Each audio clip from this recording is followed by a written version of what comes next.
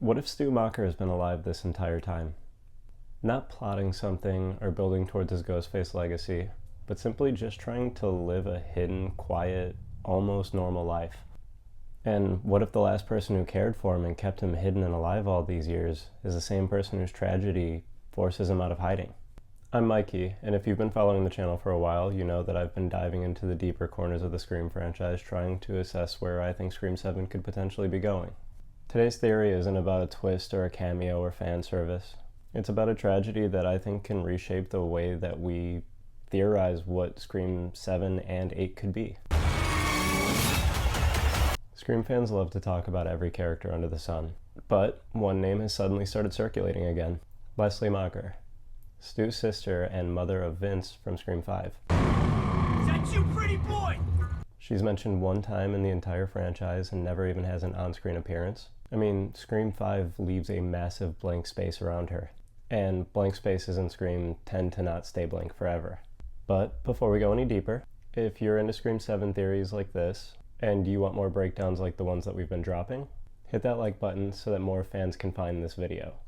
And drop your thoughts in the comments below so that we can talk about it. Alright, the dark part. So, Vince is the only known child of Leslie Macher. He wasn't a Ghostface, and he shouldn't have been directly involved in the plot of Scream 5 to any capacity. He dies because he's Stu's nephew. Nothing more. I mean, Richie and Amber kill him basically to make a statement, like he's like a legacy kill. Now imagine how that hits Leslie. This is a woman who's lived her entire life under the shadow of her brother's crimes. She watched the world grow to hate the Macher name, and she tried to raise a son who had nothing to do with any of this, and she still loses him. I mean, that alone as a parent is devastating. But in this theory, that loss cuts deeper. And it cuts deeper because of a secret that Leslie was keeping. In this version of Scream 7, Leslie's been hiding somebody, protecting them, feeding them, housing them. She's been protecting Stu.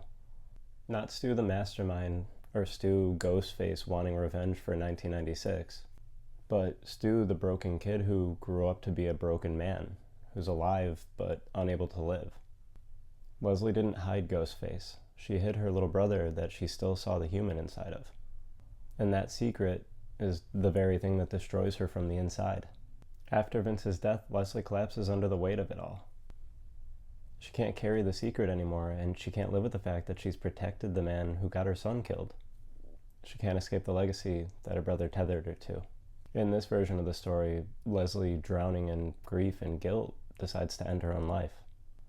Not as a plot twist or for shock, but as the collapse of a woman who has led her entire life affected by the sins of her brother's past. And she dies alone, which is exactly how Stu finds her. And this is where the theory gets brutally real. We always imagine Stu returning with like a plan or some sort of scheme or like an obsession with Sidney. But this version, this feels more grounded to me. Instead of asking us to accept that he's lived with hate for 30 years and hasn't enacted a plan, it's kind of the exact opposite. So Stu hasn't been plotting or watching from the shadows. He's been living under an alias and trying desperately to stay invisible because he doesn't believe he deserves a life. And for the first time in 30 years, Stu puts on the mask. Not for revenge or for legacy, but because living under the weight of the Macher name has eaten him alive.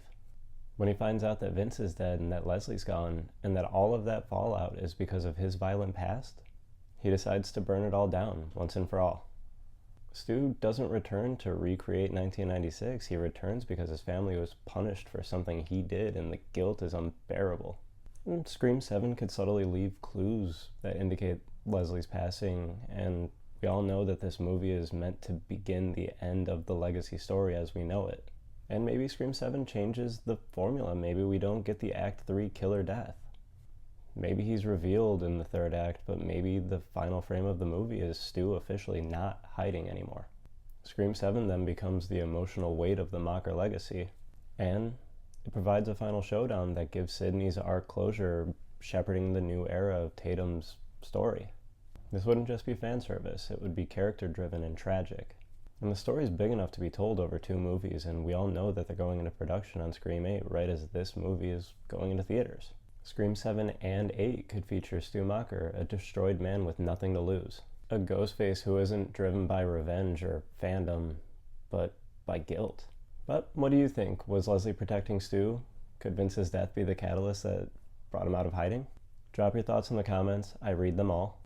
And if you enjoyed this theory and you want more Scream 7 breakdowns, hit that like button so that this video can reach more Scream 7 fans. If you're new here, I've been Mikey. Subscribe if you want to dive deeper into what might be coming in February. Thank you.